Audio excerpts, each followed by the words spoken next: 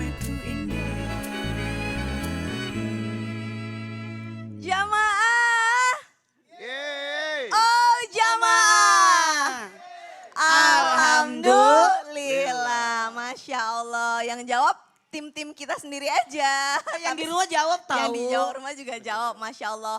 Mungkin buat jamaah yang ada di rumah bertanya-tanya, nih kok studionya sepi sih gitu. Nggak apa-apa studionya sepi, tapi yang penting yang nonton rame. Yang nonton rame. Share-nya tetap tinggi, yang penting.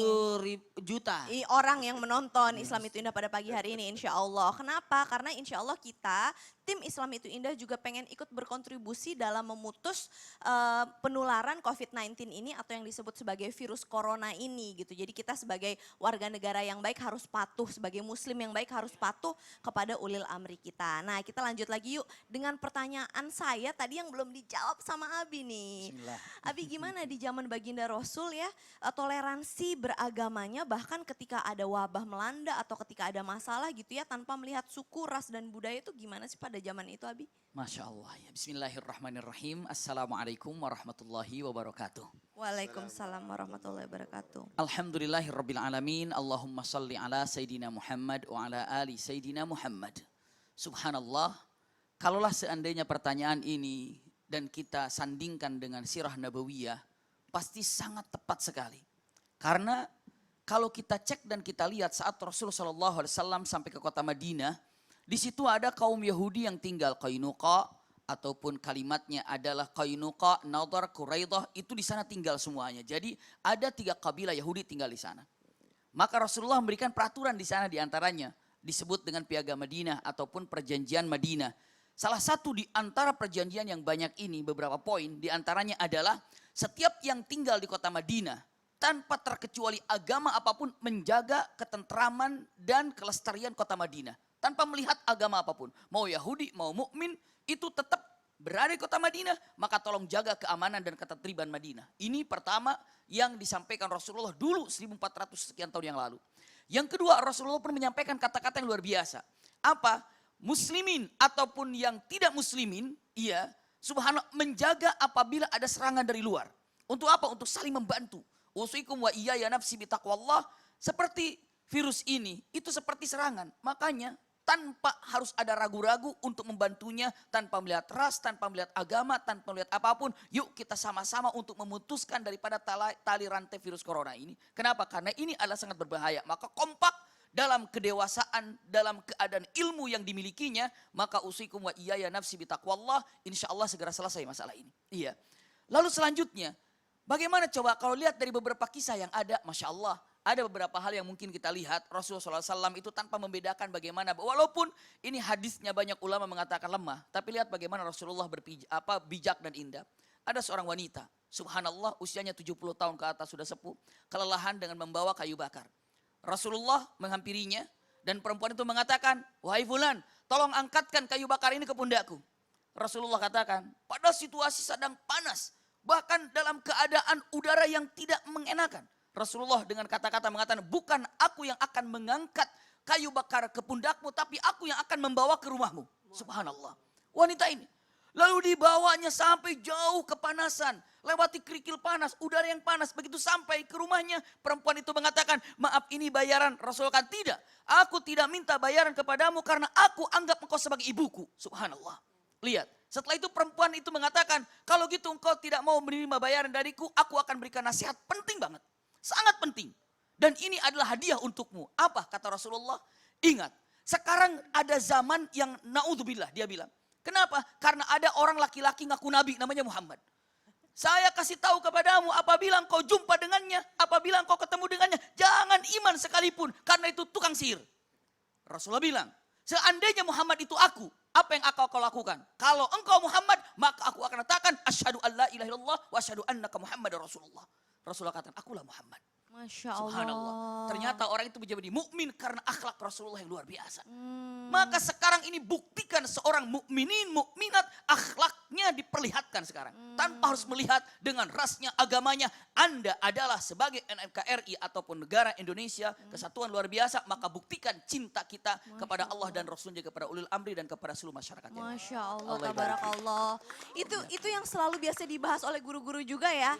Beda antara berilmu dengan berakhlak. Itu suka jadi bercandaan kita ya. Karena kalau orang berakhlak itu jauh sebenarnya lebih baik daripada orang yang Hanya berilmu. Bukan berilmu. berarti yang berilmu nggak baik. Tapi kadang kalau orang berilmu tanpa kurang berakhlak jadi ada sombongnya. Jadi harusnya gini, berakhlak dulu baru berilmu. Kok Ustaz Syam ketawa? Coba dibahas dong Ustaz Syam. Kita sering bercandaan gitu, Kita sering bercandaan begitu. Ini kita berakhlak atau berilmu nih gitu. Karena tahu ilmunya jadi kadang-kadang suka mengakal-akali. Nggak boleh. Berakhlak dulu tuh kata Abi Ustadz Syam. Masya Allah. Jazakallah khair Abi pengingatnya. Nah sekarang kita mau balik lagi ke tema kita nih tentang hikmah di balik wabah nih. Kita udah ngomongin hikmah yang keempat tadi bersama Abi. Yang kelima kita mau nanya sama Ustadz Riza Muhammad. Saya Ustadz, lagi, Masya Allah. Masya Allah. Ya. Sekarang nih banyak yang panik sebenarnya ya. Walaupun banyak guru-guru sudah mengingatkan bahwa jangan panik, tenang, Iya. jangan panik gitu ya. Tapi kepanikan ini ada positifnya. Kenapa? Orang jadi banyak berbondong-bondong menyumbang. Banyak sedekah ya kan. Iya. Bener gak sih kalau balasan sedekah itu jauh lebih cepat daripada balasan wabah? Itu gimana sih Masya maksudnya? Allah. Iya, kesempurnaan Islam yang diturunkan Allah, yang diajarkan Rasulullah, Islam memiliki sense of social. Jadi agama ini adalah agama yang mengajarkan bagaimana bentuk kepedulian melalui sedekah atau amal. Makanya dalam sebuah hadis Muslim Rasulullah bersabda, was-sadaqatu burhan. Sedekah itu adalah bukti. Bukti apa? Orang yang beriman. Maka orang yang beriman akan mencintai sedekah, akan suka dengan sedekah. Bahkan alladzina yuqimuna sholata wa mimma razaqnahum yunfikun ulaika humul mu'minuna haqqan. Yang dikatakan mukmin yang betul-betul mukmin adalah orang yang menegakkan salat dan suka beramal dengan sedekah. Nah, inilah sebuah komponen kalau ternyata sedekah salah satu jalan dalam menolak bala atau menolak wabah. Baik, kita perhatikan satu hadis riwayat Ahmad 5-197. Rasulullah sallallahu alaihi wasallam bersabda dari Jabir radhiyallahu anhu. Apa kata Nabi? Ma tola'at syamsun qattu illa bu'itha bijabantaiha malakani yunadiyani yusmi'ani ahlal ard illa thaqulain. Setiap pagi malaikat turun ke muka bumi. Ia berteriak-teriak kepada manusia. Ayuhan nas, halummu ila rabbikum. Wahai manusia, bersegeralah engkau menuju Tuhanmu. Fa inna maqalla wa kafa khairu mimma kathura wa alha. Sedikit tapi cukup lebih baik daripada banyak tapi kurang. Wala abad syamsun qattu illa bu'itha. Lalu di sore hari malaikat juga turun. Bijabantaiha malakani yunadiani yusmi'ani ahlal ard. Sore hari malaikat turun dan berdoa. Apa doanya? Allahumma a'ti munfikan khalafan wa a'ti mumsikan malan talafan. Allahu Akbar. Doa ini pelajaran buat kita. Buat orang-orang yang suka bersedekah dan orang-orang yang meninggalkan sedekah. Allahumma a'ti munfikan khalafan. Ya Allah, berikanlah rezeki yang berlipat-lipat, rezeki yang berkah kepada orang yang suka bersedekah. Tetapi kebalikannya, wa'ati mumsikan malam talafan. Hancurkan, bangkrutkan orang-orang yang tidak mau bersedekah. Berarti apa? Komponen orang-orang yang meninggalkan amal sedekah adalah orang-orang yang didoakan bangkrut oleh malaikat. Makanya orang-orang yang tidak mau bersedekah bukan justru menumpuk kekayaan dalam hidupnya, tapi menabung kehancuran yang luar biasa. Nah, kembali kepada kaidah hadis, kalau sedekah hikmah yang terbesar adalah bisa menolak wabah dan menyingkirkan gangguan-gangguan yang ada dalam hidup kita. Makanya dengan adanya wabah corona ini menyadarkan kita untuk kembali kepada kebiasaan apa yang diperbincangkan Rasulullah dan diingatkan kepada kita untuk mencintai sedekah. Sebab Islam adalah agama yang di dalamnya mengajarkan the sense of social, di mana kita peduli dan sayang kepada orang lain melalui jalan itu. Masya Allah. Jadi sebenarnya banyak banget hikmah dari keadaan kita saat ini ya untuk merenungkan diri dan bersedekah di keadaan baik lapang ataupun sempit gitu ya. Masya Allah tabarakallah. Karena benar nggak sih Ustadz ada yang aku nggak tahu ini hadis atau apa ya tentang kalau baginda Rasul itu bersedekah lebih cepat daripada angin yang lewat itu kan Iya, Ustadz? kebiasaan beliau apalagi di bulan Ramadan, Masya Allah. Oh gitu, itu kebiasaan beliau ya. Soalnya kan kita Iya. kadang-kadang kalau sedekah, udah ntar sore aja deh, ntar deh besok deh, ntar deh nunggu Jumat deh gitu. Jangan Padahal ditunda, tiap hari mesti. kalau Karena ada doa hati, malaikat. oh gitu, kalau Iya. ada hati pengen sedekah udah langsung aja Langsung keluarin. aja, betul. Gak usah ditahan-tahan, baik Masya Allah. Nah sekarang kita kasih kesempatan dulu ya Ustadz ya buat jamaah yang ada di rumah untuk bertanya nih. Karena sekarang kita mau masuk ke segmen Tanya Dong Ustadz. Nah sekarang Tanpa saya, diundang. tanpa diundang enggak. Kan saya tadi bilang yuk gitu Oh, sama gitu. Ustadz Syam. Ustadz Syam nih dari Instagram Hamba Allah yang pertama Baik. ya. Assalamualaikum Ustadz Ustazah. Waalaikumsalam warahmatullahi wabarakatuh. Saya Semangat, mau Cak. tanya, dulu saya menyukai seorang lelaki. Saya kagum karena dia pekerja keras dan Oke. rajin sholat juga suka ke masjid. Oke. Saya berusaha terus mendekati dia, tapi dia selalu menghindar bahkan menganggap saya mungkin sama sekali tidak ada. Tapi dia sering sekali mengganggu saya, membuat saya marah dan jengkel. Saya mendengar dari temannya kalau dia sudah beristri. Tapi temannya yang lain bilang kalau dia belum menikah. Saya bingung nih Ustadz, apakah yang harus saya lakukan nih? Apa harus tetap menjaga perasaan saya terhadap dia atau harus melupakannya? Saya sudah berusaha Ustadz untuk bisa lupakan dia karena saya juga sudah menyerah dengan rasa saya yang tidak terbalas bahkan berkali-kali. Saya berdoa kepada Allah untuk menghilangkan dia dari hidup dan mimpi saya. Tolong solusinya Ustadz, Ustazah. Aduh pusing juga nih ya. Cari aja yang lain sudah. Ada Ustadz Syam. Ini Ada Ustadz laki-laki, Syam. ini laki-laki abu-abu. Oh. Laki-laki tidak jelas. Ada yang bilang sudah beristri, ada yang bilang belum beristri. Tidak jelas statusnya.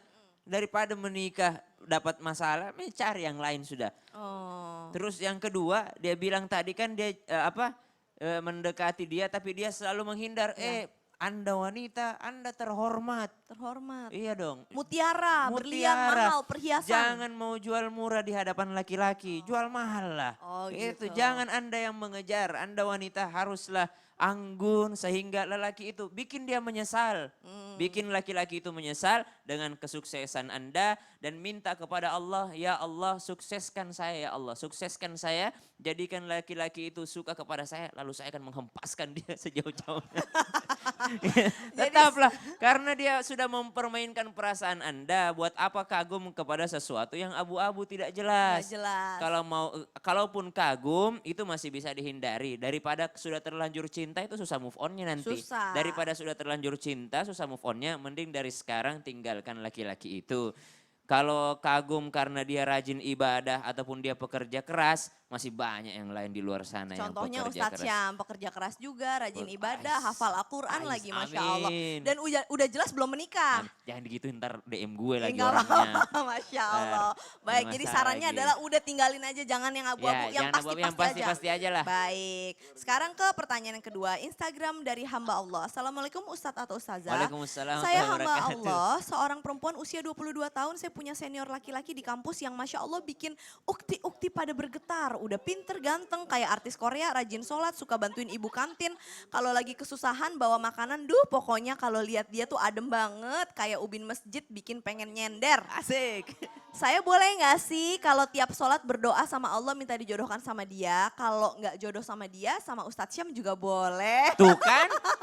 Ustadz Syam jomblo kan? Mohon jawabannya ya. Ustadz soalnya cewek gak suka kalau gak dikasih kejelasan. Oh. Yang jelas. Yang jelas dong. Aduh. Masya Allah, tabarakallah. Fantasi imajinasinya luar biasa ini. Kayak ubin masjid Kayak katanya. ubin masjid jadi pengen nyender.